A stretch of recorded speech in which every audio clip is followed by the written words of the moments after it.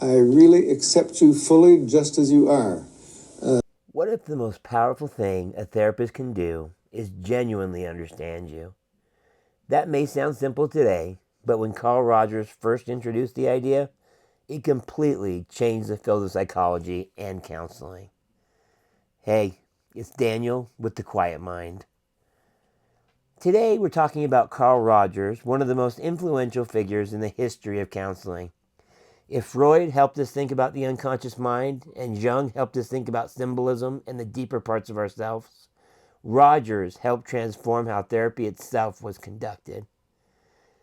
Many of the things people expect from a good therapist today, being listened to, feeling understood, being treated with respect, can be traced back to Rogers' work. His influence is so widespread that many therapists use his ideas every day without even realizing it. Essentially, every theory used is based, at least in some part, on Rogers' work. To understand why Rogers was so revolutionary, we have to understand the world he entered. For much of psychology's early history, people often viewed clients as individuals who needed to be analyzed, diagnosed, interpreted, or fixed. Rogers disagreed. He believed people possessed what he called an actualizing tendency, a natural drive toward growth, healing, learning, and fulfillment. In other words, he believed most people are not broken. They're often doing the best they can with the circumstances they've been given. And when people are provided with the right environment, they naturally move toward a healthier way of living. That was radically optimistic view of human nature for the time. One of Rogers' most famous ideas was unconditional positive regard. This concept is often misunderstood. It doesn't mean agreeing with everything someone else does, and it doesn't mean ignoring harmful behavior. It means recognizing that every person has value and worth regardless of their mistakes, failures, or struggles. Rogers noticed that many people grow up feeling accepted only when they met certain conditions.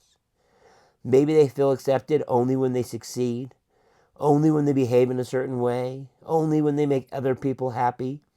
Over time, people can lose touch with who they really are and begin to live according to what they think others want from them. Rogers believed that healing begins when people experience acceptance without those conditions. Another cornerstone of Rogers' work was empathy. Today, empathy is a word that we hear all the time, but Rogers elevated it into one of the most important tools in therapy. For Rogers, empathy wasn't simply feeling sorry for someone. It wasn't sympathy. It was making a genuine effort to understand another person's experience from their perspective, to see the world through their eyes, to understand not only what they're saying, but what it's like to be them. Rogers believed that when people feel deeply and understood, something powerful happens. They become less defensive, more open, more willing to explore difficult emotions, and more capable of creating the meaningful change that they came in for. Rogers also believed therapists should be authentic. He used the term congruence. At the time, many therapists maintained a very distant and detached professional style. Rogers thought something important was missing. He believed therapists should show up as genuine human beings, not pretending, not hiding behind a role, not acting as though they have all the answers.